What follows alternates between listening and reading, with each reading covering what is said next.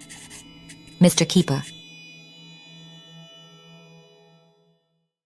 नमस्कार दोस्तों, आज हम रहस्यमय किताबों के दूसरे भाग को लेकर आ चुके हैं। आज की पहेली किताब है जिसके रहस्यों के बारे में हम बात करेंगे। उसका नाम द ग्रैंड ग्रिमोयर है। इस किताब को लोग और भी कई नामों से बुलाते हैं, जैसे कि दी रेड ड्रैगन या अविश्वसनीय शक्ति की पुस्तक। इस किताब के बारे में बताया जाता है कि इसे 14 और 15 शताब्दी के बीच में लिखा गया था।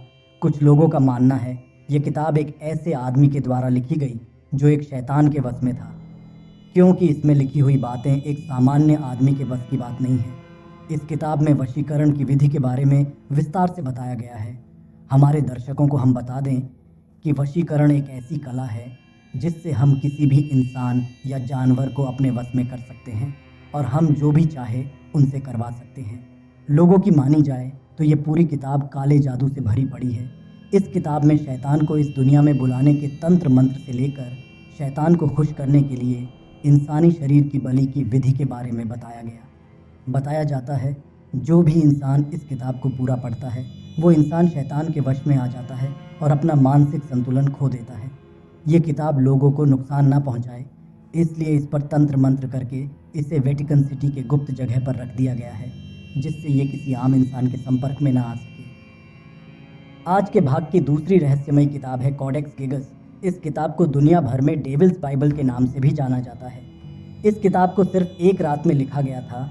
ये ऐसी शैतानी किताब है जो इसे पढ़ने वाले को शैतान के रास्ते पर ले जाती है। ये दुनिया की सबसे बड़ी किताब है जिसका कुल वजन 35 किलो के आसपास है। मान्यताओं के हिसाब से इस किताब को 12वीं शताब्दी में एक सन्यासी के द्वारा लिखा गया था। अब आप सोच रहे होंगे एक सन्यासी के द्वारा शैतानी किताब लिखी गई, ऐसा कैसे?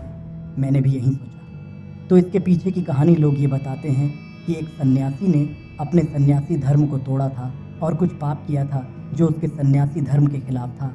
जब यह बात राजा को पता चला तो उन्होंने उसे मौत की सज़ा सुनाई। मौत की सज़ा से बचने के लिए सन्यासी ने राजा के सामने एक शर्त रखी। वो शर्त यह है कि अगर राजा उसे माफ़ कर देगा तो वो राजा को ऐसी किताब लिख कर देगा जिसमें दुनिया भर के सारे तंत्र मंत्र होंगे, जिससे वो दुनिया पर राज कर सकेगा। राजा सन्यासी की बात मान गया और उसकी जान बख्श दी और सिर्फ एक रात का समय दिया इस किताब को लिखने के लिए। सन्यासी ने उस किताब को लिखना चाहा, लेकिन एक रात में ऐसी किताब लिखना उसके लिए असंभव था। इसके लिए उसने अपने मंत्र की ताकत से शैतान को बुलाया और उसे किताब लिखने में मदद मांगी और बदले में अपनी आत्मा का सौदा किया। इस किताब के बारे में ऐसा माना जाता है कि इसमें शैतान और उसकी ताकतों को कैसे हासिल किया जाए बताया गया है।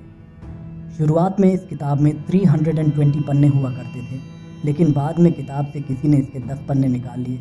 ये बताया जाता था कि वो 10 पन्ने थे जिसे शैतान ने खुद लिखा था।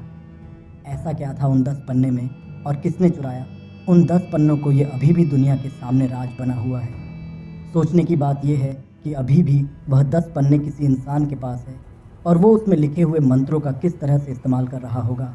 मौजूदा समय में इस किताब को एक शीशे के बॉक्स के अंदर करके स्वीडन के नेशनल लाइब्रेरी के ट्रेजरी रूम में रखा गया है।